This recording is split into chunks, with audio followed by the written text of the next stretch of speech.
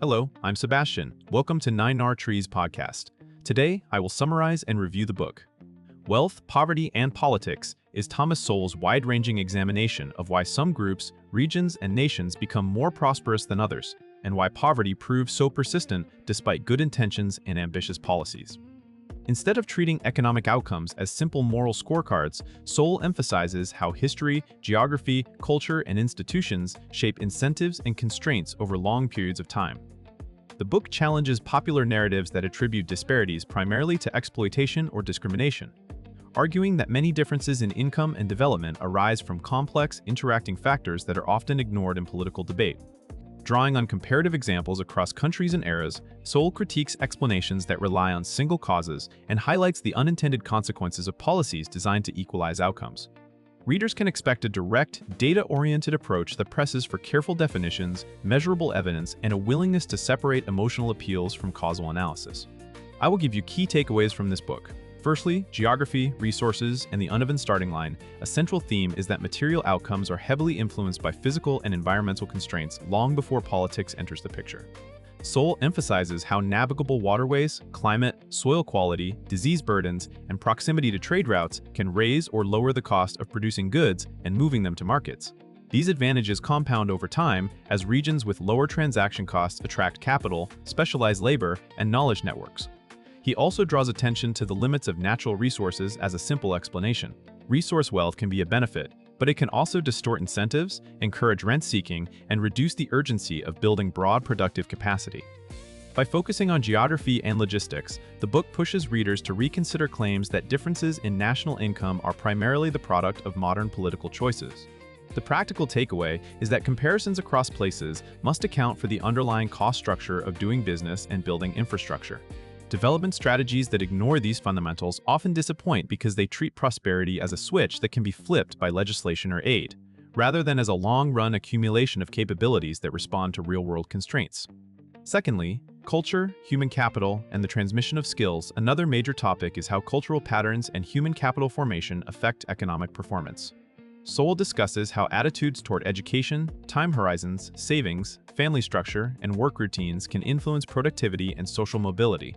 Rather than presenting culture as fixed or biological, the argument centers on how practices are learned, reinforced, and transmitted across generations, especially through families, communities, and institutions that reward certain behaviors.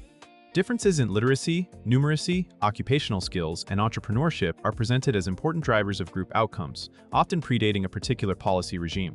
The book also highlights how migrant groups can perform differently in new environments, suggesting that portable skills and norms matter alongside local conditions. Importantly, Sowell cautions against treating statistical disparities as proof of discrimination without examining intermediate variables such as age distributions, educational attainment, location, industry concentration, and experience. For readers, the value lies in the framework. If you want to understand income gaps, look for mechanisms that build or hinder skills, credibility, networks, and performance in labor and product markets.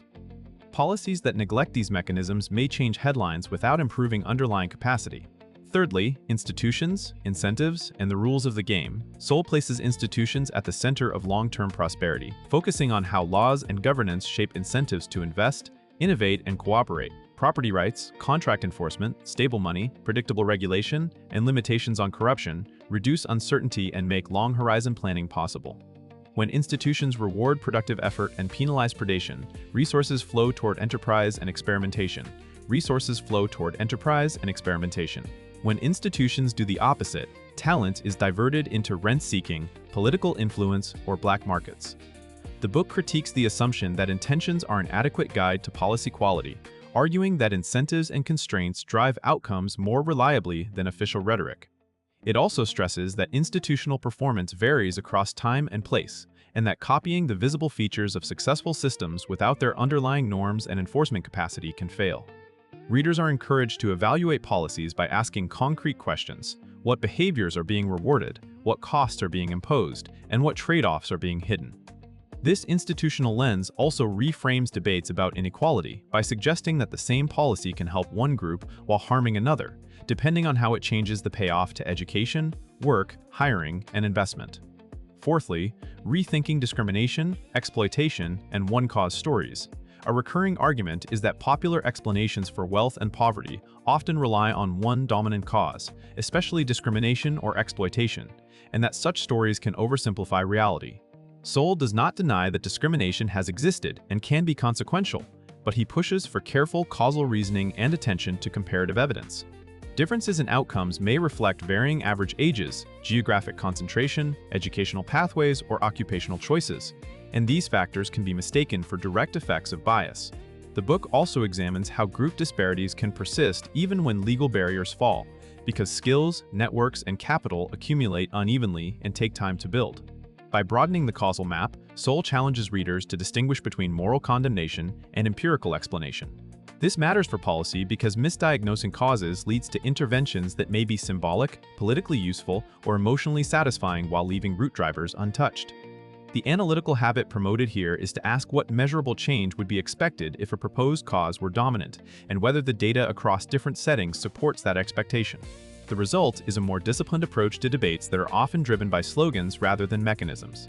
Lastly, policy trade-offs and the unintended consequences of redistribution. The book also focuses on the trade-offs built into policies aimed at reducing poverty and inequality.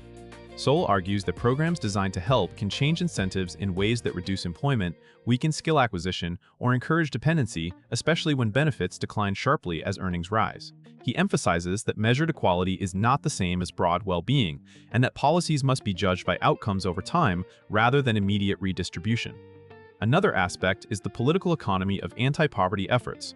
Once programs exist, they create constituencies, bureaucratic incentives, and narratives that can make course correction difficult.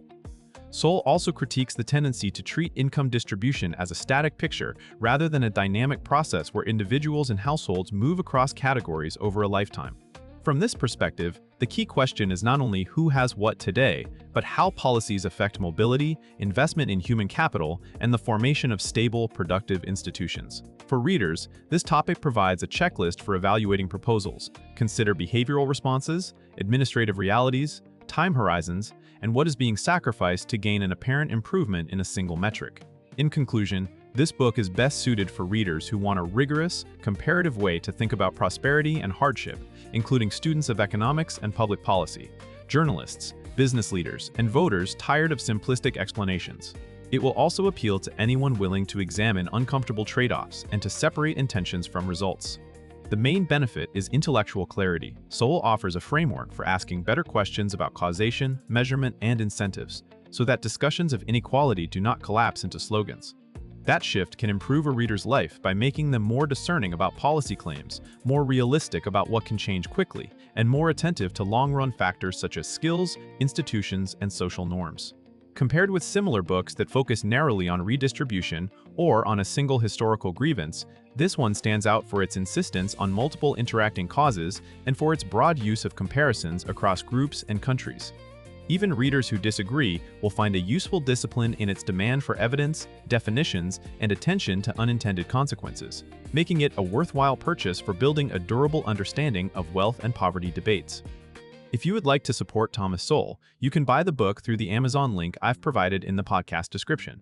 After reading the book, please let me know what you think and share your thoughts. See you around.